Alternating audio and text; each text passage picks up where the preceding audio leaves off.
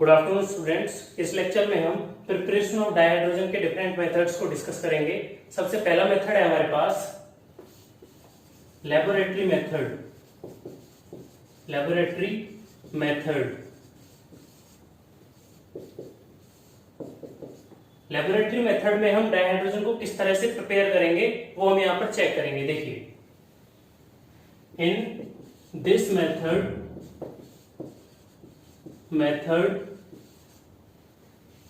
dihydrogen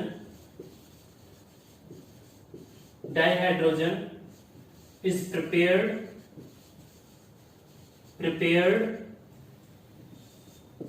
by the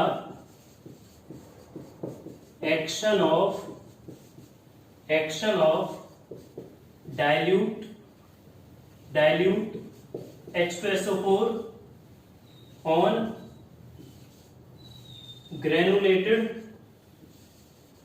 granulated zinc. बहुत simple method है। इस मेथड में हम दानेदार जिंक, ग्रेनुलेटेड जिंक की रिएक्शन किसके साथ कराते हैं? डाइल्यूटेड H2SO4 के साथ। इसके लिए केमिकल रिएक्शन क्या बनेगी? देखिए, केमिकल रिएक्शन है zinc plus H2SO4 in diluted form. After that reaction, zinc sulphate plus H2 hydrogen gas. इस रिएक्शन में हम देख सकते हैं कि जिंक सल्फ्यूरिक एसिड के साथ रिएक्ट करके जिंक सल्फेट और हाइड्रोजन गैस प्रोड्यूस करता है। तो ये हमारे पास है फर्स्ट लेबोरेटरी मेथड जिससे हम डायहाइड्रोजन प्रिपेयर करते हैं। डायहाइड्रोजन की प्रिपरेशन के लिए सेकंड मेथड है हमारे पास फ्रॉम एल्कलीज। हम यहाँ पर बेस या एल्कलीज की हेल्प से भी डायहाइड्रोजन को प्रिपेयर कर सकते हैं। देखिए, when zinc react with boiling alkali solution, then dihydrogen is produced. तो बहुत सिंपल मेथड है। जिंक की रिएक्शन एल्कली सॉल्यूशन के साथ कराई जाती है और हमें क्या मिलता है? डायहाइड्रोजन मिलता है। इसके लिए रिएक्शन देखिए, zinc plus 2NaOH। After that reaction Na2ZnO2 plus H2। तो आप देख सकते हैं हमने यहां पर बेस NaOH यूज किया है और जिंक के साथ NaOH रिएक्ट करके क्या बनाता है? Sodium zincate and hydrogen gas. Hydrogen gas यहां से प्रोड्यूस होती है। तो ये हमारे पास है सेकंड मेथड जिसके द्वारा हम डायहाइड्रोजन को प्रिपेयर कर सकते हैं। डायहाइड्रोजन की प्रिपरेशन के लिए थर्ड मेथड है हमारे पास बाय इलेक्ट्रोलिसिस ऑफ वाटर। इस मेथड को हम सबसे पहले डायग्राम के थ्रू समझेंगे, उसके बाद इसकी केमिकल रिएक्शंस को चेक करेंगे। तो देखिए, यहाँ पर हमारे पास एक कंटेनर है जिसमें हमने 20% HCl सॉल्यूशन लिया है। HCl सॉल्यूशन को इसमें लिया है क्योंकि हम जानते हैं कि प्योर वाटर का कंप्लीटली आयोनाइजेशन नहीं होता, इसलिए pure water poor conductor of electricity है। इसलिए प्योर वाटर की कंडक्टिंग पावर बढ़ाने के लिए 20% HCl सॉल्यूशन को हमने इसमें डिसॉल्व किया है। ठीक है, तो उसके बाद देखिए, इस कंटेनर में हमने 2 इलेक्ट्रोड्स को फिट किया है। राइट इलेक्ट्रोड हमारे पास है आयरन इलेक्ट्रोड और लेफ्ट इलेक्ट्रोड है हमारे पास निकेल प्लेटेड आयरन इलेक्ट्रोड। और हमने इस कंटेनर के बिल्कुल बीचों बीच एक सेपरेटर लगाया है। यहां पर बिल्कुल बीच में एक सेपरेटर लगाया है, इसको बोलते हैं एस्बेस्टोस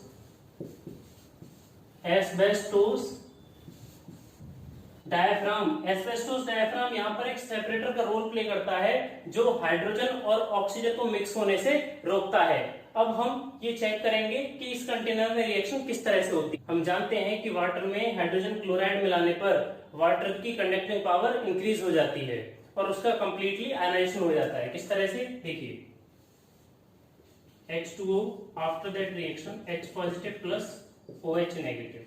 ठीक है, अब हम यहाँ पर लेफ्ट और राइट इलेक्ट्रोड पर रिएक्शन किस तरह से होती है वो चेक करेंगे। सबसे पहले लेफ्ट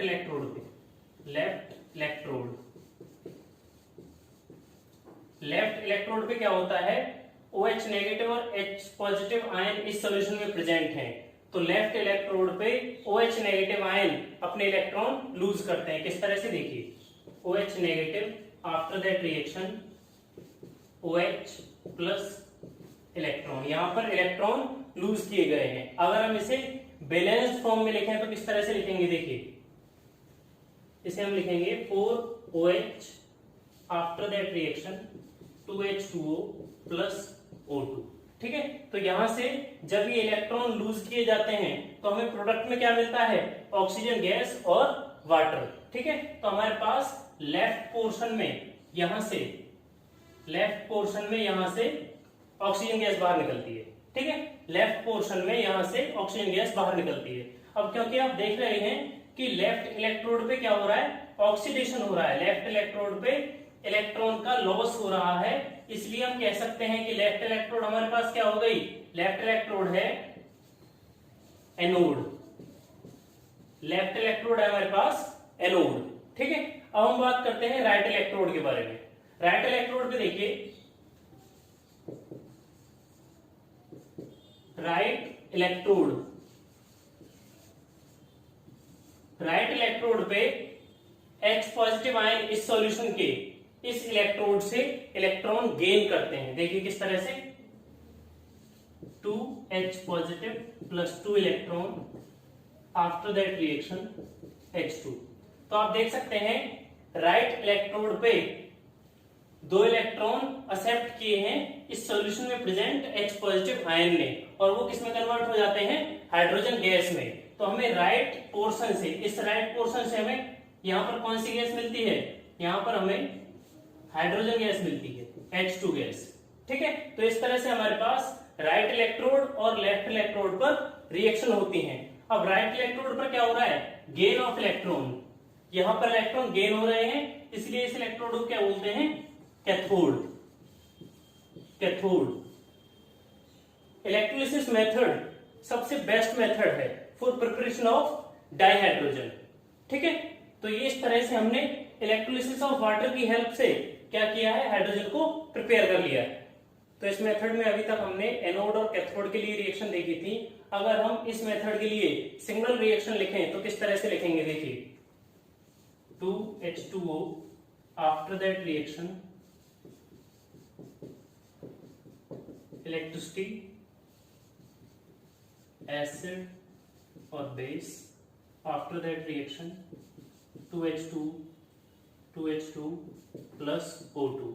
ये हमारे पास बैलेंस्ड रिएक्शन है, किसके लिए, बाय इलेक्ट्रोलिसिस ऑफ वाटर के लिए। वाटर की इलेक्ट्रोलिसिस प्रोसेस होने के बाद हमारे पास ये रिएक्शन आती है। देखिए 2H2O आफ्टर दैट रिएक्शन, क्योंकि हम इलेक्ट्रिसिटी यूज कर रहे हैं और एसिड और बेस यूज करते हैं, 15% टू 20% एसिड और बेस हम यहाँ पर यूज करते हैं। उसके बाद हमें प्रोडक्ट में क्या मिलता है, हाइड्रोजन और ऑक्सीजन गैस। ठीक है, तो ये हमारे पास है balanced chemical equation for electrolysis of water. Dihydrogen की प्रिपरेशन के लिए फोर्थ मेथड है हमारे पास from hydrocarbon.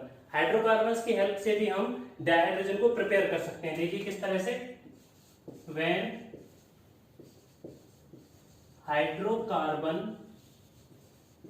hydrocarbons react with steam at high temperature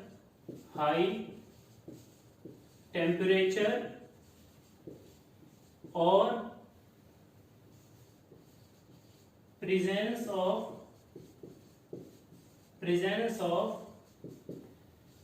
catalyst yields dihydrogen।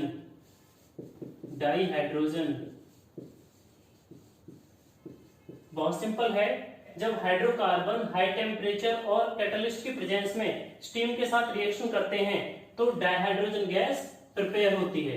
इसके लिए एग्जांपल देखिए, एग्जांपल है methane react with water in the form of gas. After that reaction, यहाँ पर हाई टेम्परेचर है 1270 केल्विन और निकल कैटलिस्ट की प्रेजेंस में रिएक्शन होती है और हमें यहाँ पर carbon monoxide plus hydrogen gas मिलती है। यहां से हमने कार्बन मोनोऑक्साइड और हाइड्रोजन गैस को प्रिपेयर किया है। इस रिएक्शन में प्रिपेयर होने वाले कार्बन मोनोऑक्साइड और हाइड्रोजन के मिक्सचर को पहले वाटर गैस बोला जाता था। पहले क्या बोलते थे इसे? Water gas, water gas. लेकिन इस समय ये दोनों प्रोडक्ट्स डिफरेंट हाइड्रोकार्बन्स को प्रिपेयर करने के लिए यूज किए जाते हैं, इसलिए इन दोनों प्रोडक्ट्स का नाम बदल के क्या रख दिया? सिंथेसिस गैस या फिर सिन गैस। अब हम ये चेक करेंगे कि ये दोनों प्रोडक्ट कौन कौन से नए कंपाउंड्स प्रिपेयर करते हैं। देखिए, कार्बन मोनोऑक्साइड के साथ अगर हाइड्रोजन की रिएक्शन कराते हैं कोबाल्ट कैटलिस्ट की प्रेजेंस में और 700 kelvin temperature and 200 atm pressure, तो हमारे पास प्रिपेयर होता है CH3OH, मीथेनॉल। मीथेनॉल, तो यहां से हम देख सकते हैं कि हमने एक हाइड्रोकार्बन को प्रिपेयर किया है, इसलिए इन दोनों प्रोडक्ट्स को क्या बोलते हैं? सिंथेसिस गैस या फिर सिन गैस। हाइड्रोकार्बन की तरह सिंथेसिस गैस की प्रिपरेशन हम कोक से भी कर सकते हैं। देखिए किस तरह से, अगर हम कार्बन की रिएक्शन वाटर के साथ कराते हैं तो हमें यहां से मिलता है कार्बन मोनोऑक्साइड प्लस हाइड्रोजन, और ये रिएक्शन 1270 केल्विन टेम्परेचर की प्रेजेंस में और निकल कैटलिस्ट की प्रेजेंस में कराई जाती है। तो यहां से भी हमें कार्बन मोनोऑक्साइड और हाइड्रोजन का मिक्सचर मिला है, जिसे हम पहले वाटर गैस बोलते थे, लेकिन अब हम बोलते हैं इसे सिन गैस। सिन गैस या फिर सिंथेसिस गैस। सिन गैस को कोक से प्रोड्यूस करने वाली इस रिएक्शन को क्या बोलते हैं? Coal gasification. कोल गैसिफिकेशन बहुत इंपॉर्टेंट है। इस रिएक्शन को क्या बोलते हैं? Coal gasification. हम जानते हैं कि सिंथेसिस गैस में से हाइड्रोजन को रिमूव करना बहुत डिफिकल्ट होता है, इसलिए हम इस रिएक्शन को थोड़ा सा आगे करते हैं और हाइड्रोजन की प्रोडक्शन को इंक्रीज कर देते हैं। देखिए, carbon monoxide plus hydrogen plus H2O, after that reaction 673 kelvin FeCrO4 CO2 plus 2H2। तो यहाँ पे आप देख सकते हैं कि हमने कार्बन मोनोऑक्साइड और हाइड्रोजन के मिक्सचर की रिएक्शन वाटर स्टीम के साथ करा दी है, स्टीम के साथ करा दी है और हाइड्रोजन की प्रोडक्शन को इंक्रीज कर दिया है, जिससे कार्बन मोनोऑक्साइड ऑक्सीडाइज्ड हुआ है और कार्बन डाइऑक्साइड में कन्वर्ट हो गया है। तो यहां से हम कार्बन डाइऑक्साइड और हाइड्रोजन गैस को सेपरेट कर सकते हैं। ये रिएक्शन जिसमें हमने सिंथेसिस गैस की रिएक्शन वाटर स्टीम के साथ कराई है और हमें कार्बन डाइऑक्साइड और हाइड्रोजन गैस प्रोड्यूस हुए हैं, इस रिएक्शन को क्या बोलते हैं? Water gas shift reaction. Water gas shift reaction. Hydrogen की प्रिपरेशन के लिए नेक्स्ट मेथड है हमारे पास by electrolysis of brine solution. Brine solution क्या है हमारे पास? NaCl solution. हम वाटर में सम अमाउंट NaCl डिसॉल्व करते हैं और उस सॉल्यूशन का फिर इलेक्ट्रोलिसिस करते हैं। वैसे तो ये टॉपिक कंप्लीट डिटेल में एस ब्लॉक एलिमेंट्स चैप्टर में पढ़ा जाता है, लेकिन इसमें बाय प्रोडक्ट की फॉर्म में हाइड्रोजन भी प्रिपेयर होता है, इसलिए हम यहाँ पर इसकी इलेक्ट्रोड रिएक्शंस को पढ़ेंगे। इसे हम कंप्लीट डिटेल में एस ब्लॉक एलिमेंट्स में ही पढ़ेंगे। तो देखिए इलेक्ट्रोड रिएक्शंस क्या है इसके लिए? At anode.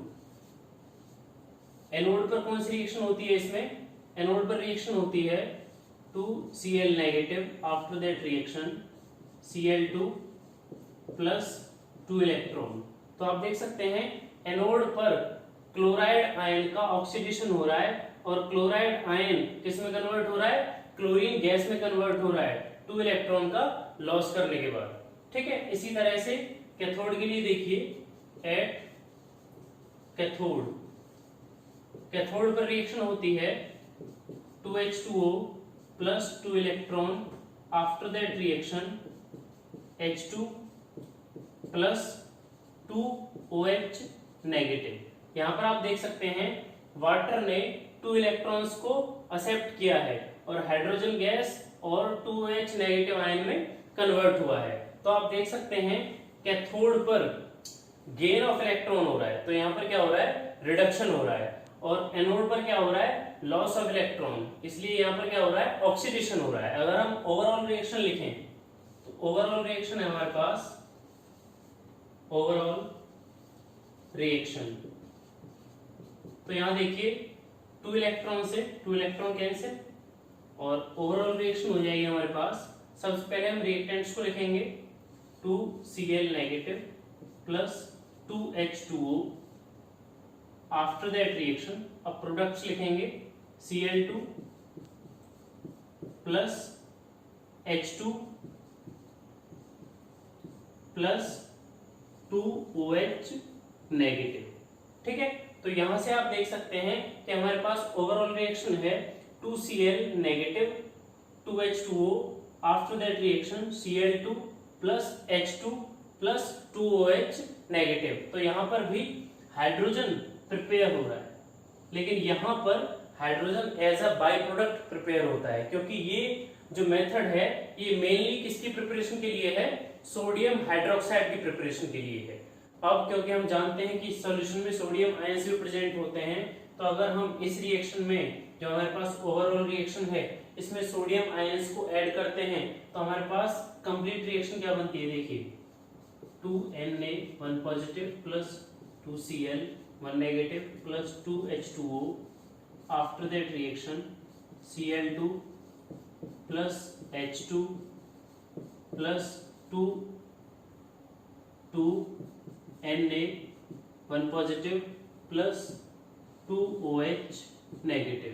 तो इस तरह से हमारे पास कंप्लीट रिएक्शन है 2Na positive plus 2Cl negative plus 2H2O, after that reaction Cl2 plus H2 plus 2Na 1 positive plus 2OH negative. तो यहाँ पर हमारे पास जो मेन प्रोडक्ट बनता है वो है सोडियम हाइड्रोक्साइड। हाइड्रोजन यहाँ पर as a by product form होता है। आई होप कि आपको इलेक्ट्रोलिसिस ऑफ ब्रांच सॉल्यूशन की इलेक्ट्रोड रिएक्शंस, ओवरऑल रिएक्शन और कंप्लीट रिएक्शन समझ में आई होगी। तो इस तरह से हमने डाइहाइड्रोजन के प्रिपरेशन मेथड्स को कंप्लीट कर लिया है। आई होप कि आपको सारे मेथड्स समझ में आए होंगे। अब हम डाइहाइड्रोजन की फिजिकल प्रॉपर्टीज को डिस्कस करेंगे। फर्स्ट फिजिकल प्रॉपर्टी है हमारे पास, it is a colourless, tasteless and odourless gas. तो यहाँ पर डाइहाइड्रोजन का नेचर क्या है, डाइहाइड्रोजन का नेचर है टेस्टलेस, ऑर्डरलेस, और डाइहाइड्रोजन किस तरह की गैस है, कलरलेस गैस है। ठीक है, ये इसकी फर्स्ट फिजिकल प्रॉपर्टी है। सेकंड फिजिकल प्रॉपर्टी है, it is the lightest substance known. अब तक के सभी डिस्कवर किए गए सब्सटेंसेस में सबसे लाइटेस्ट सब्सटेंस क्या है, डाइहाइड्रोजन। ठीक है, थर्ड प्रॉपर्टी हमारे पास, it is slightly soluble in water since its molecules are non polar. तो देखिए हाइड्रोजन को हम किस तरह से लिखते हैं, हाइड्रोजन को हम लिखते हैं H2।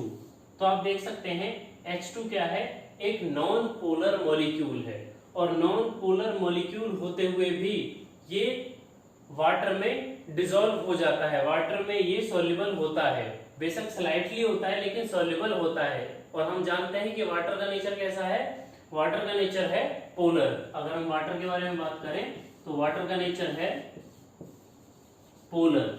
ठीक है, और हाइड्रोजन है हमारे पास नॉन पोलर, पोलर।